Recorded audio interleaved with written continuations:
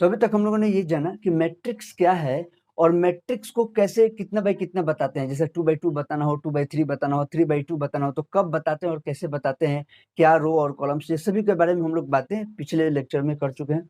अब अभी हम लोग पढ़ने वाले हैं आगे, यानी ऑर्डर ऑफ मैट्रिक्स को ही आगे वहां से कंटिन्यू कर रहा हूँ। और साथ ही साथ आज के वीडियो में हम लोग ये भी जानेंगे कि कोई 2/3 या 3/2 मैट्रिक्स बनाना हो, एक कंडीशन दिया रहेगा उसके साथ, तो कैसे बनेगा। तो चलिए शुरू करते हैं। ठीक है, सबसे पहले तो लास्ट में मैंने ऑर्डर ऑफ मैट्रिक्स खत्म किया है, तो उसका एक बार मैं आपको जनरल फॉर्म बता दूं।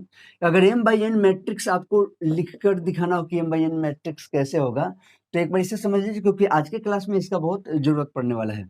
अब मान लीजिए कि एक मैट्रिक्स हम लोग को लेना है, a बराबर m बाई n एक मैट्रिक्स लेना है, तो इसका देखिए क्या होगा। यहाँ पे हो जाएगा A1 1। अब ये 1 1 का अर्थ क्या हुआ?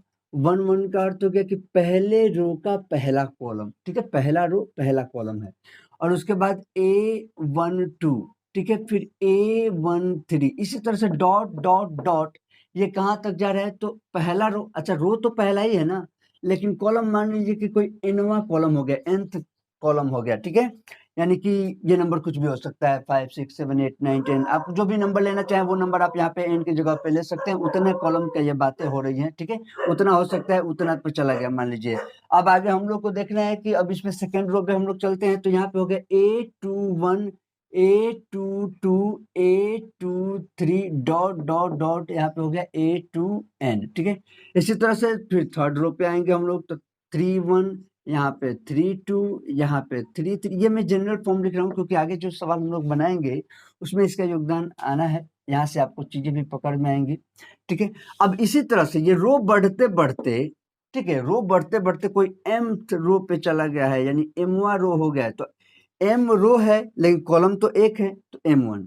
यहाँ पे फिर m रो है, रो तो भाई m हो गया तो m ही रहेगा, लेकिन कॉलम ये दूसरा है तो दूसरा। ठीक है, रो और कॉलम हम लोग क्लियर कर चुके हैं, वो पिछला वीडियो नहीं देखोगे तो उसका लिंक डिस्क्रिप्शन में मिल जाएगा, पहले आप देख लीजिएगा।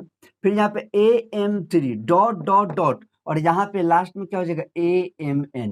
ये जो मैट्रिक्स है वो m बाई n मैट्रिक्स का जनरल फॉर्म है। m बाई n मैट्रिक्स है, क्या है? m बाई n मैट्रिक्स का ये जनरल फॉर्म है।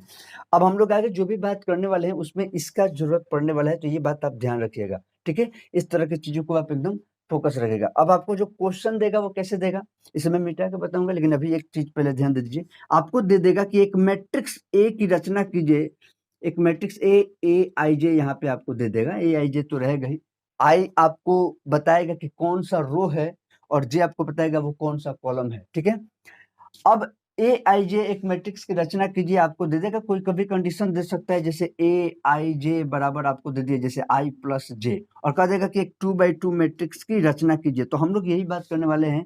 तो यहाँ पे आई और जे पे कंफ्यूज नहीं होइएगा।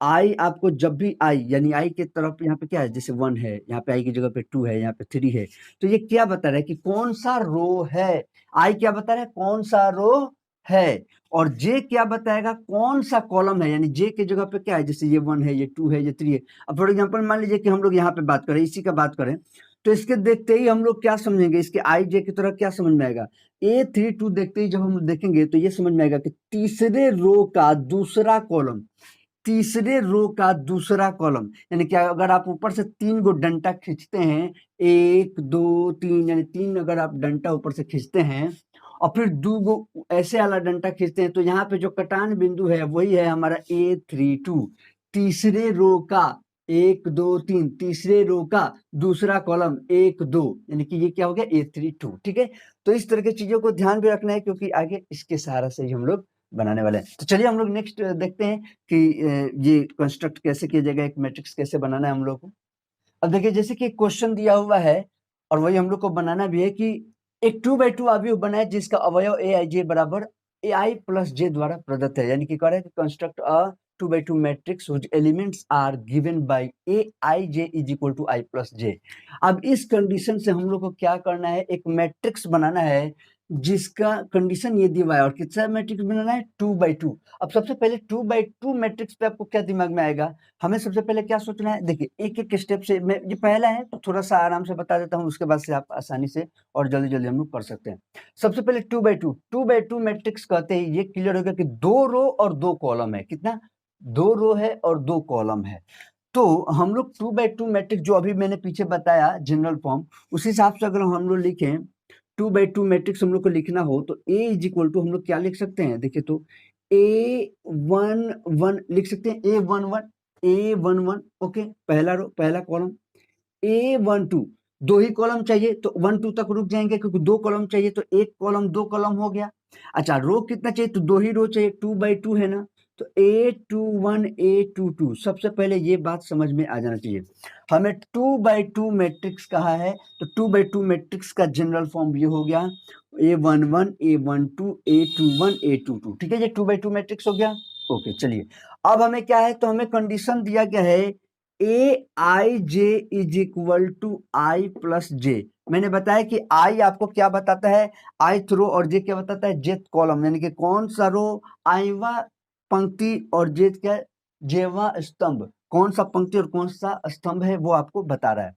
तो चलिए हम लोग को ये वैल्यू पता चल जाए, इस कंडीशन पे ये वैल्यू को निकाल देना, इन वैल्यूज के वैल्यू पता चल जाए तो बस हमारा काम हो गया। तो देखिए जैसे सबसे पहले क्या चाहिए, A11 बहुत ही सिंपल होता है, आई के जगह पे 1 है, जे के जगह पे 1 है तो आई के जगह पे 1 रखें, प्लस है तो प्लस, जे के जगह पे 1 रखें, कितना हो गया 2, तो A11 का वैल्यू क्या आ गया 2।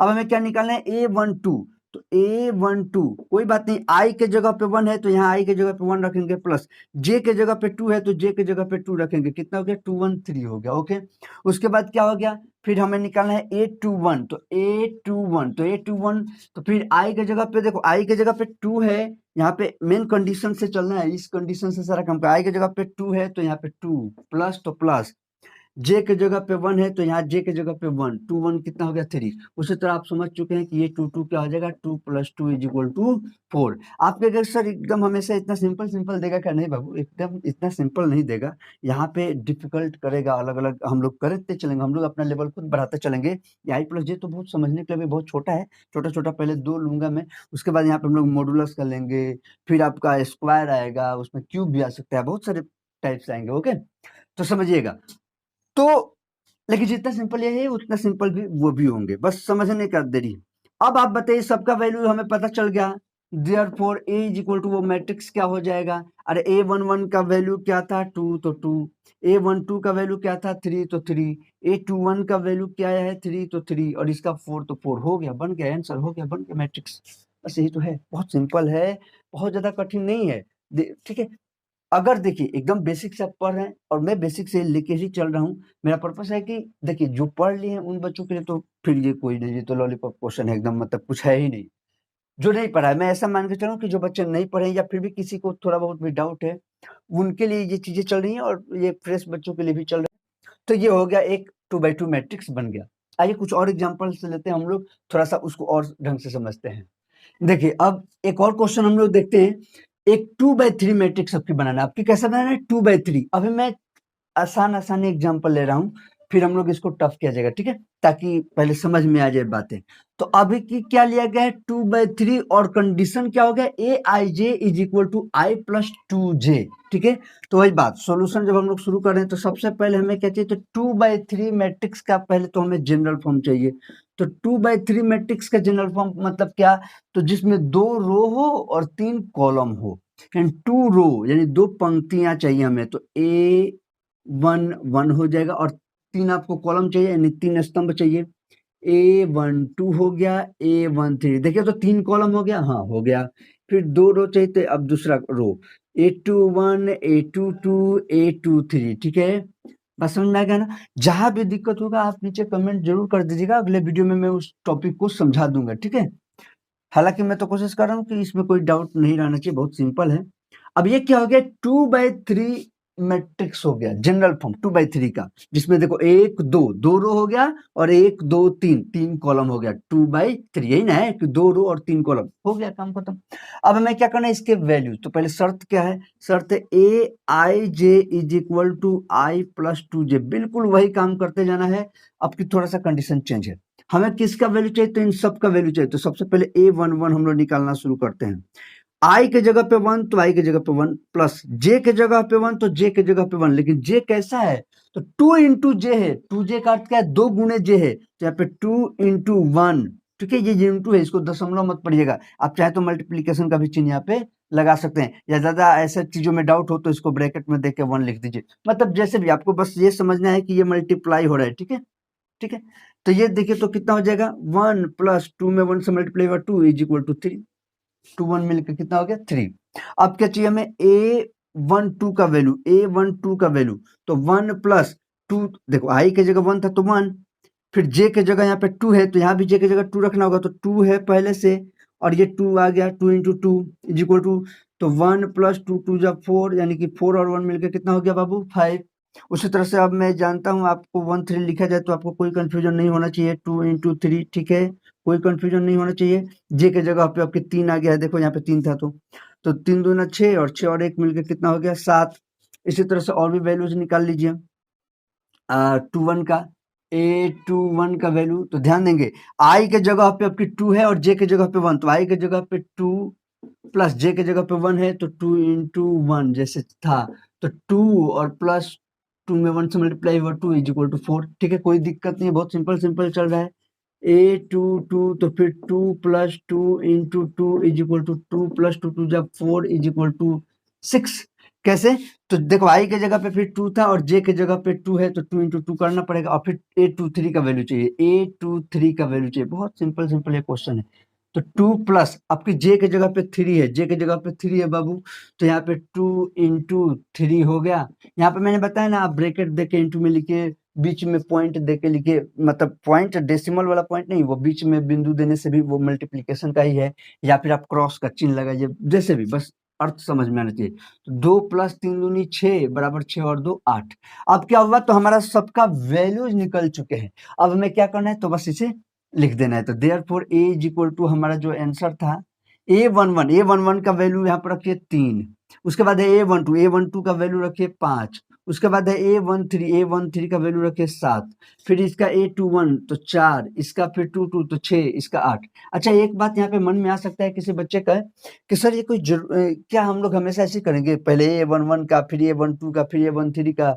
नहीं, आपकी मर्जी, आप चाहे तो ऐसे भी कर सकते हैं, पहले A11 का वैल्यू निकाल ली, अब A21 का वैल्यू निकाल लिए, यहाँ पे A21 मैंने लिख दिया, कोई दिक्कत नहीं है, फिर A12 का वैल्यू निकाले, फिर A22 का, लेकिन जिसका वैल्यू जहां होगा वैसे ही रखना है। अब ऐसा नहीं कि ऐसे हम लोग निकाल रहे हैं A11 फिर A21 और लिखने टाइम में आप लिख दिए वैल्यू ऐसे, तो रॉन्ग हो जाएगा। जैसे A22 का जो वैल्यू है वो वही होगा, चाहे आप कभी निकाले हैं, बीच में निकाले थे, लास्ट में निकाले थे, पहले निकाले थे, कहीं निकाले थे, उससे कोई मतलब उतना नहीं है। लेकिन एक लाइन से निकालने का अर्थ क्या होता है, तो अपने लिए आसान होता है। जब ये सवाल बड़ा होगा तो आपको आसानी से चीजें क्लियर रहेंगी, समझ में आएगा, आप एक बार में लिख सकते हैं। बाकी इसमें कोई जरूरत नहीं है कि एकदम से आप ऐसे लिखें, आपकी मर्जी, जिसको जहां मर्जी वैसे लिख सकते हैं। आप कॉलम वाइज चलिए, आपका मन करे पहले दूसरे रो का निकालने का, पहले दूसरे रो का निकालिए, फिर पहले रो का निकालिए। अब बस यही दिक्कत होगा, एग्जाम में ये काम करेगा तो प्रॉब्लम क्या होगा, चीजें तो आपका सही रहेगा, पर दिक्कत कहाँ होगा, तो चेक करने वाले को दिमाग में कहीं इस वाले को ऊपर वाला समझ गए, तो फिर तब तो आपका नंबर गया, आप तो वैसे भी पूछने जाने वाले हैं नहीं। तो इसीलिए